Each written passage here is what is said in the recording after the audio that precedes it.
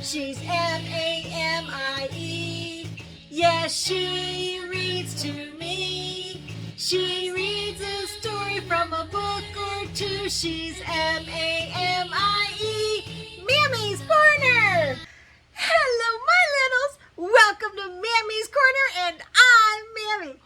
But you already knew that, didn't you? Yes, you did. It is time to do our affirmations. Are you ready? Let's say it out loud. Ready? I am loved. Are you loved? You are so loved. Let's say it louder. I am loved. Good job. Now the next one. Ready? I am good. Are you good? You sure are good. But let's say it louder. I am good. Good job. Now for the last one. I am kind. You are good and kind. One more time, really loud. I am kind. Good job, my littles. Now, Mammy has a book to read, but before I do, make sure you're in your favorite chair, get out nice and comfy. Maybe get a favorite blanket to wrap around you, or a favorite stuffed animal to sit with you, or maybe sit with your favorite mommy, daddy, or favorite adult.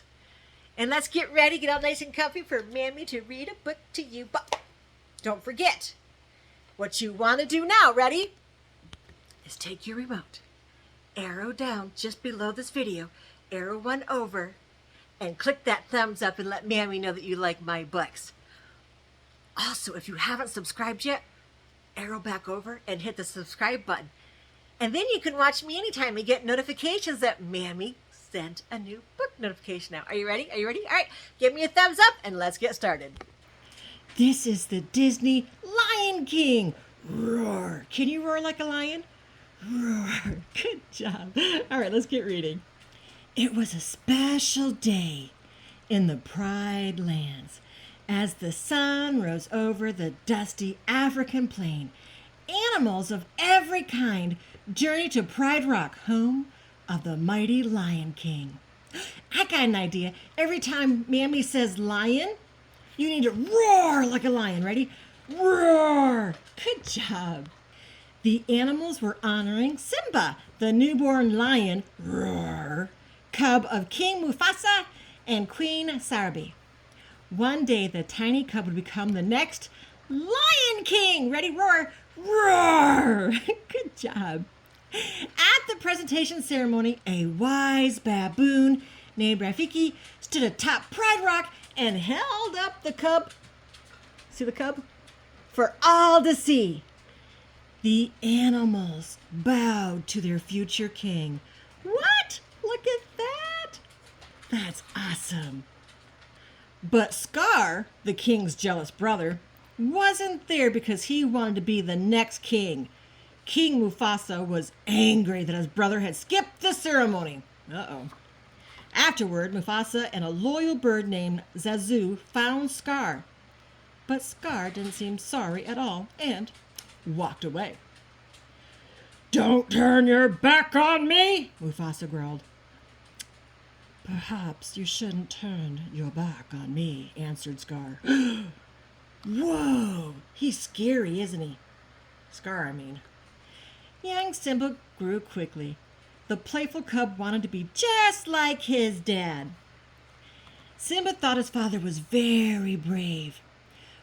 Whenever hyenas entered the Pride Lands, it was Mufasa's duty to protect the other animals by chasing away the savage hyenas. Whoa, look at that. Early one morning, Mufasa took Simba to the top of Pride Rock. As the sun rose, Mufasa explained, I can't even do it now. Hold on.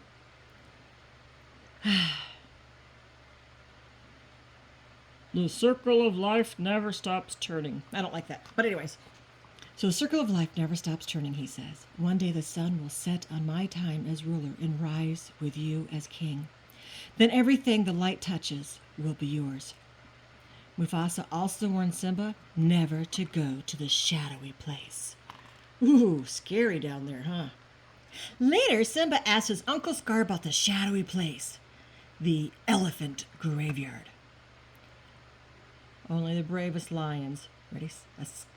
We got to roar like a lion because I said lion. Ready? Roar! Good job. Go to the elephant graveyard, Scar told him, knowing the cub would go there to prove his bravery. Scar didn't tell him about the dangers because he didn't want Simba to return. Oh no. Just as Scar thought, Simba and his best friend, a girl cub named Nala, slipped off to explore the spooky elephant graveyard. They found it filled with hungry hyenas. Luckily, Zazu alerted Mufasa. The great Lion King, ready, roar, roar, chased the hyenas away. Are you having fun saying roar? I hope so. After Zazu took Nala home, Mufasa talked to Simba about what being brave really meant. A wise king didn't go looking for trouble. Mufasa looked up at the starry sky. The great kings of the past looked down on us from those stars, he said. So whenever you feel alone, just remember that those kings will always be there to guide you, and so will I. Aw, that was nice. Soon after, Scar had another evil idea. He told Simba to wait at the bottom of the rocky gorge. Your father has a big surprise for you, he lied to the cub. He's not very nice. Oh my goodness. It was a trap. Scar had some hyenas cause a wild beast stampede. Simba climbed to a tree to escape the pounding hooves, but he couldn't hold on. Oh no, what's going to happen? Oh, I'm scared. Mufasa arrived and saved Simba, but he struggled to climb out of the gorge himself and called out to Scar for help. Instead of helping, Scar pushed his brother down into the stampede. That's not a nice brother, is it?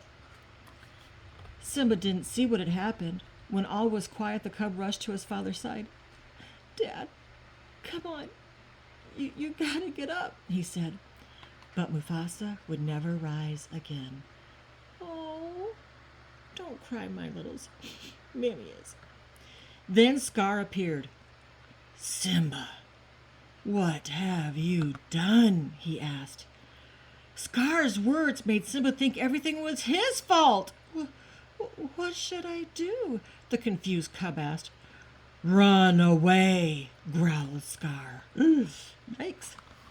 As the cub ran, hyenas chased him. To escape, Simba jumped into a thicket of thorns at the edge of a desert. That looks kind of scary, doesn't it? Ew. Luckily, Simba was rescued by Timon, a meerkat, and Pumbaa, a warthog. They brought the cub to their jungle home. Where are you from, kid? Asked Timon. It doesn't matter. I can't go back, Simba replied sadly. You've got to put the past behind you, Timon warned him. Hakuna Matata. It means no worries. These are the words Timon and Pumbaa lived by. Can you say that? Hakuna Matata? It means no worries. I know you can say no worries, but can you say Hakuna? Hakuna Matata. And here's what we live on, Timon told him, showing Simba some colorful bugs.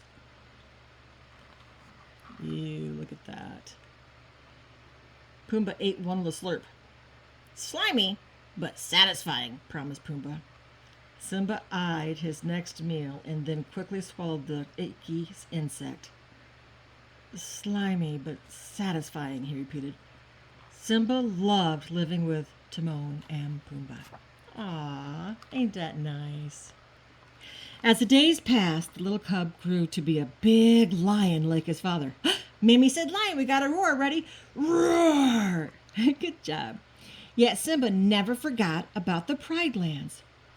Looking up at the stars one night, Simba remembered what his father had told him. Were the great kings of the past were looking down on him? Simba wasn't sure.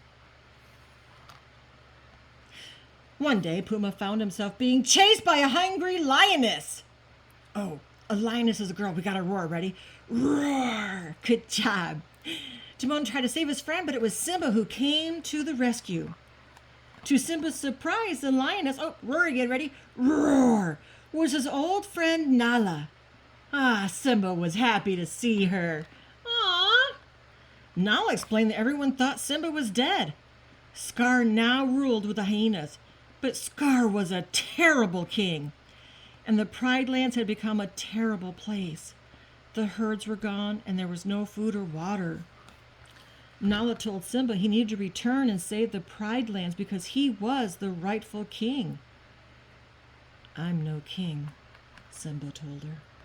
But that night, Rafiki visited Simba. As they looked up at the stars, the young lion, let's roar, ready? Roar! Heard echoes of his father's voice. "You must take your place in the circle of life," the voice told him. "You are my son and the one true king."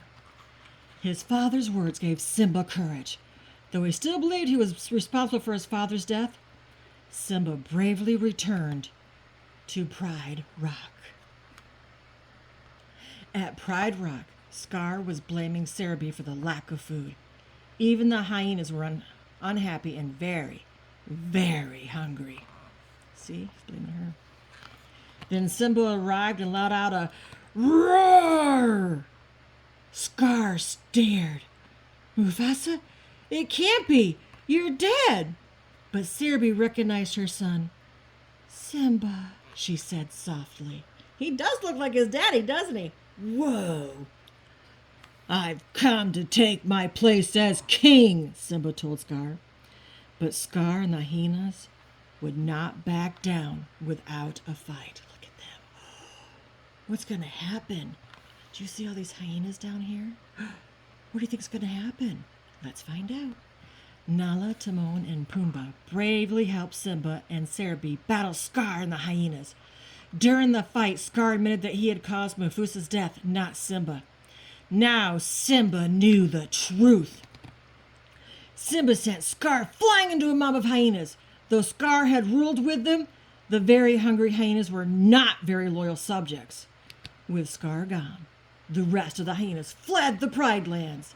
Yay, they won! The sun peeked through the clouds as Simba took his rightful place as king. With Nala by his side as queen, the Pride Lands soon became lush green and happy again. In time, Simba and Nala watched as their own tiny cub was presented on Pride Rock.